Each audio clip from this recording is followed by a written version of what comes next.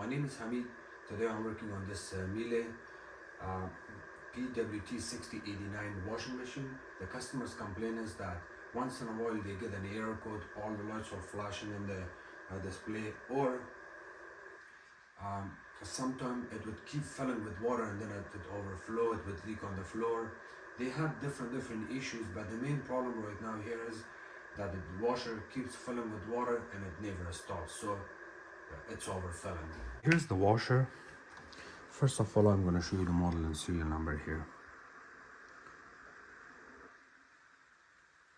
This is the model and serial number Pwt6089LP0B.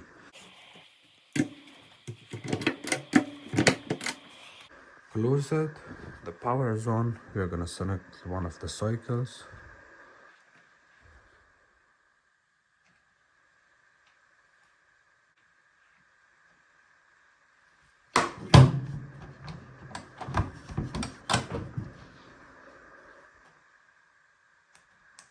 Oh, so this is number 2.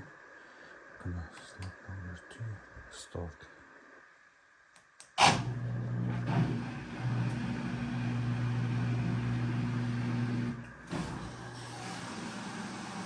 It's filling with water right now.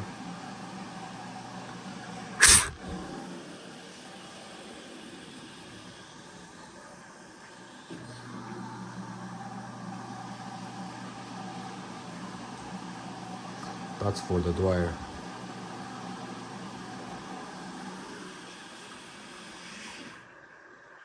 Okay, so it didn't do it this time, because when you turn off the power, even the washer is off, it still keeps filling with water. Start back again.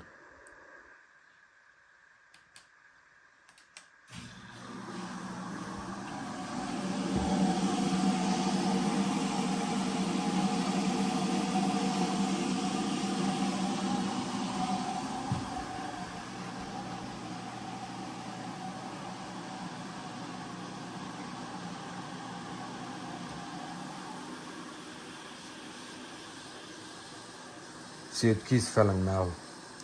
Even the washer is in off position, it still keeps filling. And when this happens, this is a big problem here. So in order to stop the water, what you can do is you have to turn it off here.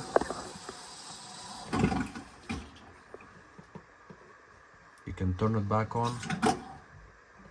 See?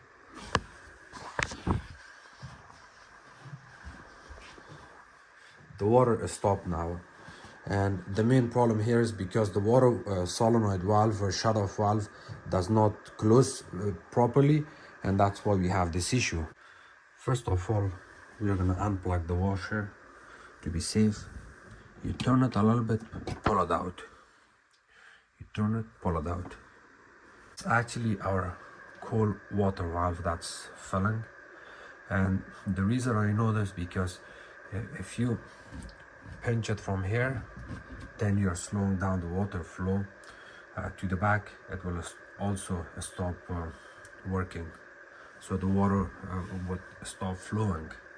So what we can do is today we are going to replace this water valve. It's solenoid valve. Here's the port number. The port number is this.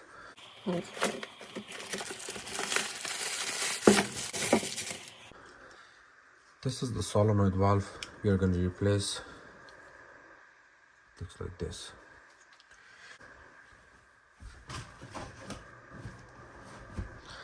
So in order to replace this water valve, we need a blanket or a towel there, and of course our channel lock to open this water line here.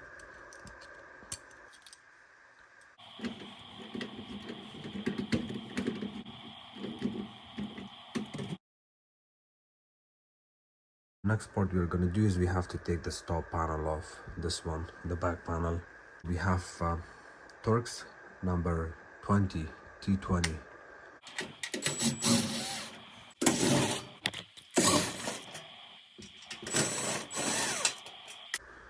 And then once you take the screws off, you can lift this up and comes out. So the way this comes, you stick your hand underneath and then draw it out. And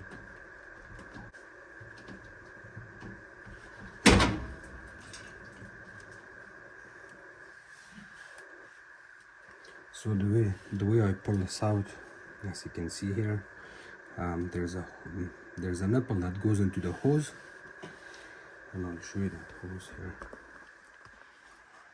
See, I'm holding it with my finger, but when I release it, it's gonna leak water. That's completely normal. There's nothing you can do about that. Eventually it's gonna evaporate from there, unless you have a vacuum, and when you pull this out you want to vacuum it quickly, you can, but otherwise I will leave it the way it is. Also, electrical wire, you can disconnect it, or when you pull this water valve out, it will also disconnect the hose and the electrical wire at the same time. There's no clamp, nothing holds this nipple into the hose, it goes straight into that. You can always reinstall it back in like this, and then you have to reconnect the wire. You have to press on both sides of these IODs. It looks like an IOD shape. And push it down. The same thing on this side.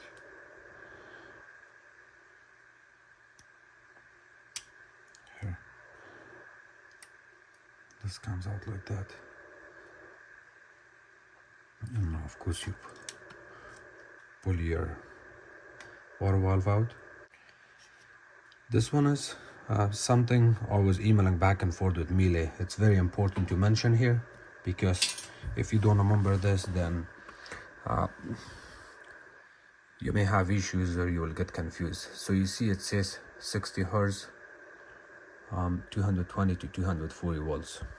The new one I received straight from Germany shows 50 Hz. See on the top, it says 50 Hz, and that's 220 to 240. It doesn't actually say 208. It says 220 to 240, 50 Hz, and it also indicates at the bottom right here that this can be used in Canada and USA.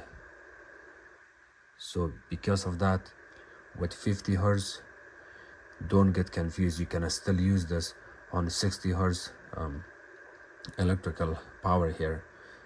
We are in Canada, and this part we got it from Germany, and you can use it in Canada and USA. So if you see 50 Hz, it's gonna work perfectly fine. Yes, with 50 Hz, if you're using 60 on a 60 Hz unit, this will burn out faster, but that's how it is. It's still gonna work fine, but in my experience, it may burn faster. That's all. And then we install it back in like that. Add your clip back in. It's just like that.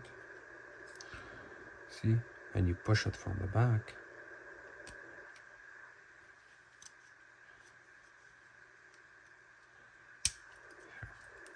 That's good now. And remember this, you see this extra part here sticking out on this top corner.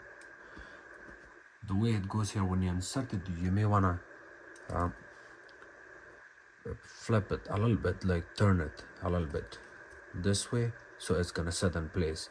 Now we're gonna reinstall this inside here, and when you do this you have to insert this nipple in that hose right there, that hose straight. Let me see.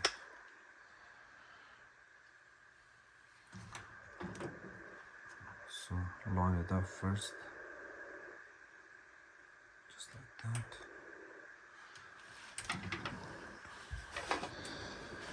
It's in a position that you really can't see it properly, but you have to kind of work on it, make sure it's straight to the hose. Let's see if I can see it from here.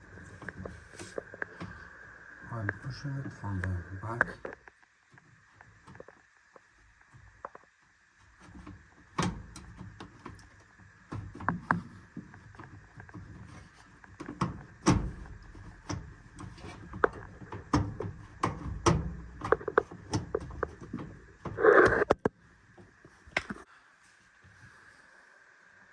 So the hose is good now. You see this little small plastic, and there's one on this side. You have to press it really hard and then turn it. So this sits in place.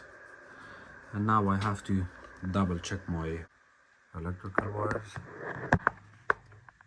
See, the hose and nipple is not sitting here properly, so you may want to push it hard with your hand. You have to work on it.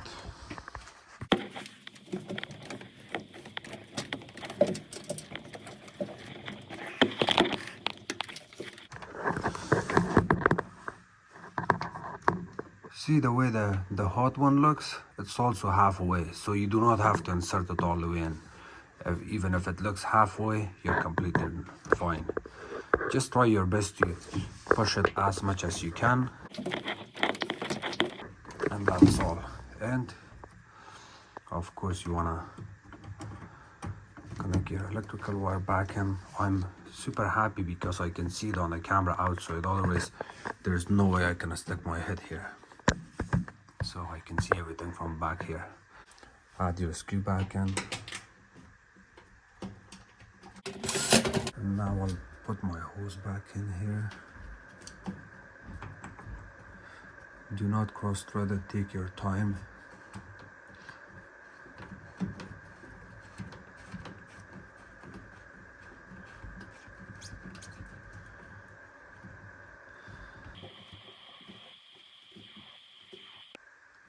So now you know that it's tight enough with your hand. And then after that, you can use your channel lock to retighten it more.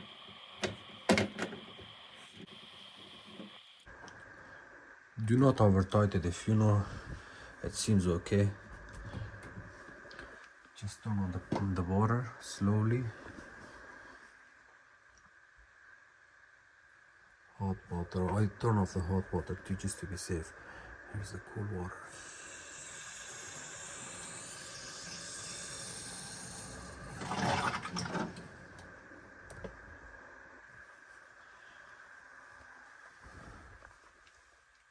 Watch it for a couple of seconds.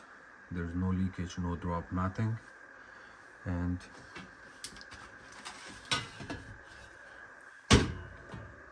you can put your panel back in here.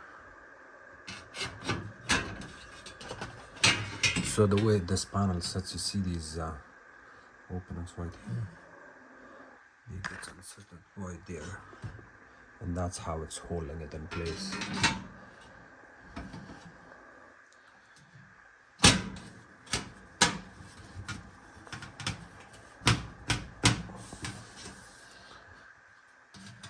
If the holes are not lining up, open it back again a little bit, move it on the side.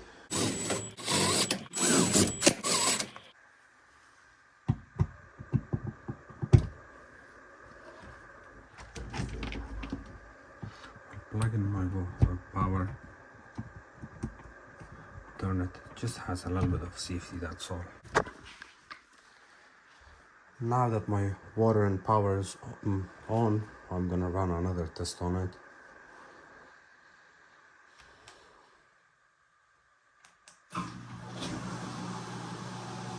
When you run it, look from the back. I can feel it, it's filling with cold water. What I'm gonna do is I'll turn it off. You see how fast the water stops? Because this solenoid valve, when it doesn't close, it keeps filling with water. And when it gets weak over time, first it will stop it would stop working properly. It would stop sometime and not stop sometime. It would be on and off, and then eventually when that part breaks, it causes a lot of water flow. It causes a lot of water leakage, and you can get all kind of problems. Turn it on again. I'll run it one more time.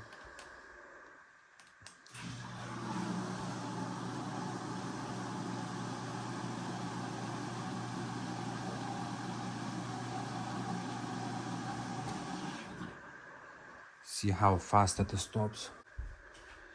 Remember when you are working on this washer, replacement of the part, when you get a water leakage, if you ever get a lot of water leakage and the water flows at the back, or when you're removing the water solenoid valve and it leaks water down there, sometimes you can get an error code.